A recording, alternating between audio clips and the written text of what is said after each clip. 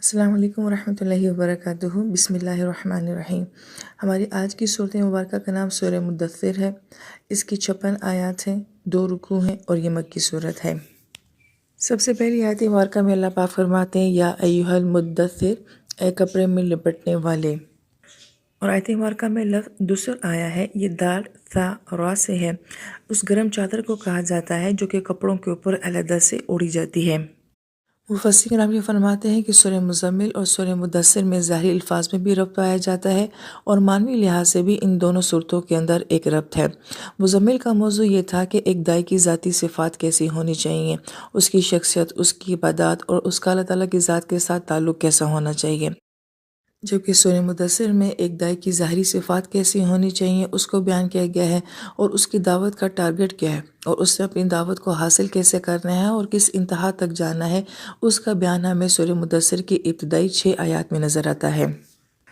لہٰذا سورہ مزمل اور سورہ مدثر میں ایک ظاہر اور باطن کا کمبینیشن بھی ہمیں نظر آتا ہے، اور نبی علیہ السلام کی زندگی میں بھی ہم یہ دیکھتے ہیں کہ آپ علیہ السلام کا غار حرا میں جانا، تنہائی اختیار کرنا، غور و فکر کرنا، تدبر کرنا، اور پھر اس کے بعد آپ علیہ السلام کی ایک بھرپور قسم کی پریکٹیکل زندگی کی ابتدا کا ہو جانا، یہ دونوں ہمیں معاملات آپ علیہ السلام کی زندگی میں نظر آتے ہیں۔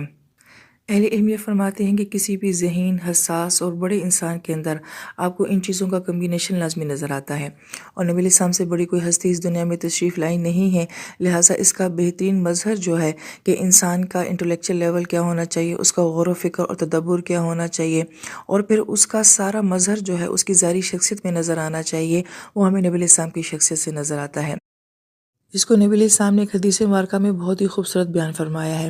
آپ علیہ السلام فرماتے ہیں کہ مجھے 9 باتوں کا حکم دیا گیا۔ نمبر 1 کہ میں جلوت اور خلوت دونوں میں خوف الہی رکھوں۔ نمبر 2 خوشی اور ناراضگی میں عدل و انصاف کروں۔ نمبر 3 تنگی اور وسعت میں میانہ روی رکھوں۔ نمبر 4 جو محبوب رکھتا ہو اس کو میں دوں۔ نمبر 5 لیکن جو مجھ سے کٹے میں اس سے جوڑوں۔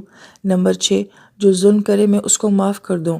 اور نمبر 7 بھی بڑی خوبصورت بات نبی علیہ السلام بیان فرماتے ہیں کہ میری خاموشی میرا غور و فکر ہو۔ نمبر 8 اور میرا بولنا میرا ذکر ہو۔ اور نمبر 9 فرماتے ہیں کہ میری نگاہ عبرت کی ہو۔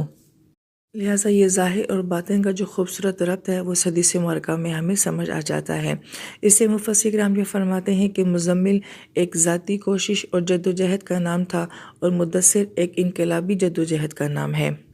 پھر آیت نمبر 2 میں اللہ تعالیٰ فرماتے ہیں قم فانذر، کہ نبی علیہ السلام آپ اٹھیے اور لوگوں کو خبردار کیجیے۔ لہٰذا ہم یہ دیکھتے ہیں کہ مزمل میں بھی قم کا لفظ آیا تھا اور مدثر میں بھی قم کا لفظ آیا ہے، مگر مزمل میں قم کے بعد رات کی نماز کا ذکر ہے اور مدثر میں قم کے بعد جو ہے وہ انذار کا ذکر ہے۔ مفسرین کرام یہ فرماتے ہیں کہ پہلا قم جو ہے وہ اپنی شخصیت کو مضبوط کرنے کے بارے میں آتا ہے کہ اٹھیے، راتوں کو اللہ تعالیٰ کی ذات کے ساتھ تعلق بنائیے، اپنے اندر کی شخصیت کو مضبوط کیجیے، جس کو اہل علم یوں بھی بیان کرتے ہیں کہ کسی بھی بڑے کام سے پہلے، کسی بھی بڑے ٹارگٹ یا کسی بھی بڑے امتحان سے پہلے انسان کو تیاری کروائی جاتی ہے۔ تو گویا کہ مزمل میں آپ علیہ السلام کو جو رات کی مشقت دی گئی ہے یہ اس بڑے مقصد کی تیاری تھی، اور جب وہ مقصد آپ نے حاصل کر لیا، آپ کے اندر کی شخصیت مضبوط ہوگی، آپ کا رب سے تعلق بن گیا، اب اٹھیے اور عملی دعوت میں حصہ لیجیے۔ پھر آیت مبارکہ میں لفظ فانذر آ رہا ہے، جس کا لفظی ترجمہ ہم اردو میں جب کرتے ہیں تو کہتے ہیں کہ ڈرانا، لیکن اس کا اصل معنی یہ ہوتا ہے کہ کسی کو خبردار کر دینا، آگاہ کر دینا کہ آنے والے وقت میں یہ ہونے والا ہے۔ اگر آپ اس لفظ کو اس انداز میں دیکھتے ہیں کہ کسی شخص کو یہ کہا جائے کہ ایسا مت کرو کہ آنے والے وقت میں تمہیں کوئی نقصان نہ اٹھانا پڑ جائے، تو گویا کہ اس کے پیچھے ایک ہمدردی نظر آتی ہے، ایک محبت نظر آتی ہے، ایک انسان کی سوچ نظر آتی ہے کہ وہ آپ کو نقصان سے بچانا چاہتا ہے۔ لہٰذا انذار کا یہی معنی ہے کہ نبی علیہ السلام کو یہ کہا جا رہا ہے کہ جا کے لوگوں کو بتائیے کہ ایک زندگی اس کے بعد آنے والی ہے اور مرنے کے بعد ہم نے اللہ تعالیٰ کے سامنے حاضر ہونا ہے، لہٰذا اس وقت کے بارے میں آگاہ کیجیے۔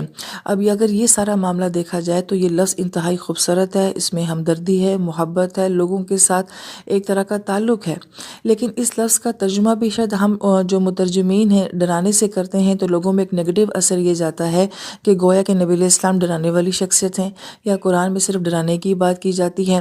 یہ اعتراض جو ہے کبھی غیر مسلم بھی کیا کرتے تھے کہ آپ کا قرآن کھولا جائے تو اس میں سوائے ڈرانے کے اور کوئی بات نہیں آتی۔ عیسائی لوگ بالخصوص یہ اعتراض کرتے تھے کہ ہمارے نبی تو صرف محبت کی بات کرتے ہیں، جبکہ آپ علیہ السلام کو تو ٹارگٹ ہی جو ہے وہ ڈرانے کا دیا جا رہا ہے۔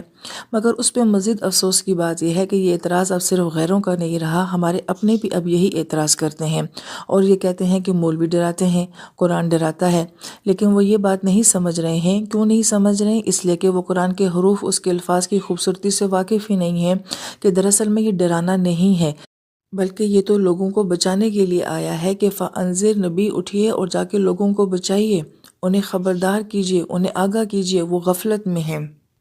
اور اس کا ایک جواب مفسرین کرام یہ بھی فرماتے ہیں کہ ہمیں عموماً انذار کا غالب پہلو جو ہے وہ ابتدائی وحی میں نظر آتا ہے اور مکی آیات میں زیادہ نظر آتا ہے، اس لیے کہ نبی علیہ السلام کو جس معاشرے میں دعوت دینے کے لیے کہا جا رہا ہے وہاں سوائے کفر کے اور کچھ ہے ہی نہیں، وہاں نافرمانی ہے، وہاں ظلم ہے، تو نبی علیہ السلام کس کو جا کے بشارت دیں؟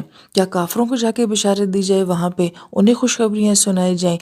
اس لیے مفسرین کرام یہ فرماتے ہیں کہ یہ دیکھنا چاہیے کہ نبی علیہ السلام اس وقت کس معاشرے کو جو ہے وہ ڈیل کر رہے تھے، کن لوگوں سے آپ علیہ السلام کا واسطہ پڑ رہا تھا۔ پھر ہم یہ دیکھتے ہیں کہ جب صحابہ کرام اسلام قبول کرتے ہیں، ایک اسلامی معاشرہ جو ہے وہ وجود میں آتا ہے، تو پھر بشارتوں کا سلسلہ شروع ہو جاتا ہے۔ لہٰذا دین میں انذار ہے مگر بشارت اس کے اوپر غالب ہے۔ قرآن بشارت دینے والا ہے، نبی علیہ السلام کی ذات عالی کو بھی بشیر کہا گیا ہے، آپ علیہ السلام نے پھر عشرہ مبشرہ کی بشارتیں نہیں دی گئی ہیں۔ پھر ہم کتنی فرائض عبادات کو دیکھ لیں، نفلی عبادات کو دیکھ لیں، حقوق العباد میں دیکھ لیں، نبی علیہ السلام چھوٹے چھوٹے عملوں پہ کتنی بڑی بڑی بشارتیں جو ہیں وہ صحابہ کرام کو اور کل امت کو سنا کر گئے ہیں۔ اور پھر اسی بات کو اہل علم جو بھی بیان کرتے ہیں کہ چاہے انسانی شخصیت کی تعمیر کی بات ہو یا کسی معاشرے کو بلڈ کرنا ہو، دونوں صورتوں میں انذار اور بشارت یہ دونوں بہت ہی اہم پہلو ہیں۔ لہٰذا کئی مقامات پہ انسان کو یا معاشرے کو خبردار بھی کرنا پڑتا ہے، آگاہ بھی کرنا پڑتا ہے اور ساتھ ساتھ حوصلہ افزائی بھی کرنی پڑتی ہے۔ ان دونوں کے بغیر یک طرفہ معاملے سے نہ انسانی شخصیت میں کوئی بہتری آ سکتی ہے اور نہ کسی معاشرے میں آ سکتی ہے۔ یہی وجہ ہے کہ نبی علیہ السلام کی ذات عالی کو بشیر بھی کہا گیا ہے اور نذیر بھی کہا گیا ہے۔